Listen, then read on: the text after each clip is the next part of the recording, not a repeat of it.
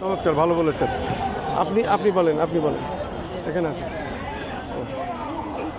আপনার কাছে মোবাইল আছে না? আছে, বের করেন। আমার কার্ড মনে হচ্ছে শেষ হয়ে গেছে। আছে কিনা আছে। যদি থাকে তাহলে আপনার ভাগ্য, যদি আমার কাছে থাকে। কার্ডই তো দিচ্ছে, অনেক জায়গায় দিয়ে দিছি তো সব। আচ্ছা একটু ধরেন, আমি দেখি। কথা বলতে হবে স্পষ্ট, দেশটা এখন আপনাদের, এটা মাথায় রাখতে হবে। টাউট বাটা চোর ডাকাত খুনি থাকবে কেন? খুনি ডাইরেক্ট বলতে হবে যে খুনিকে ধরে আনতে হবে, দেশের পরিচালনা আইনের বিচার করতে হবে, ফাঁসি দিতে হবে। এসব ক্লিয়ার কথাগুলো বলবো, নাহলে তো ডক্টর ইউনূস সাহেব বুঝবে না। সে তো খালি ছাত্রদের উপরেই সব চাপাচ্ছে। ছাত্ররা যদি না বলে সেটি করবে কেন? এই জন্য আপনাদের ওই ছাত্রদের উপরে বেশি বিচার দিতে হবে, ছাত্রদের দিয়ে সব বেশি বলাইতে হবে। আপনার চ্যানেলটা কি দেখা যাবে ইউটিউবে? আপনার কাছে আছে নাকি? হ্যাঁ দেখুন, নেটে পাবো না? আপনার এই তো ভাই না এখানে কি নেট অনেকে কাজ করে না? তো বহুত লোকের আচ্ছা মানুষের ভিতরে নেট কাজ করবে কি? আছে ভাই, আছে।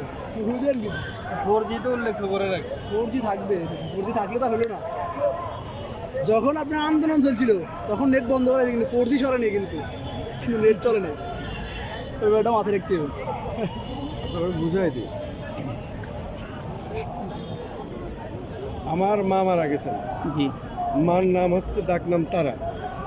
তারা space news space BD space TNB, মানে সবগুলো হ্যাঁ সার্চ দিলে এই যে আমার ছবি সহ এইটাই ভেসে উঠবে। তারা নিউজ বিডি TNB। আচ্ছা, ওইটা যাওয়ার পরে আবার ঢুকলে যে SSJR TV, এই দেখেন এইটাই ভেসে আসবে। জি জি। তারপরে তেরানা, এটাই ভেসে আসবে। কেজার, এইভাবে ভেসে আসবে। এবার 10টা মোটা আমাদের আছে আর কি। আর তাছাড়া ফেসবুক টেসবুক বিভিন্ন জায়গায় লটকে আছে, এগুলো তো বোঝেন না, হওয়ার দরকার। কারণ দেশ এখন বিনির্মাণ হচ্ছে, যে যারটুক পারেন ততটুকুনি সাহায্য করতে হবে, উপকার করতে হবে, এইসব হচ্ছে। আসেন আপনি এদিকে আসেন। আচ্ছা হাতে ধরেন। কোন দেশে ছিলেন?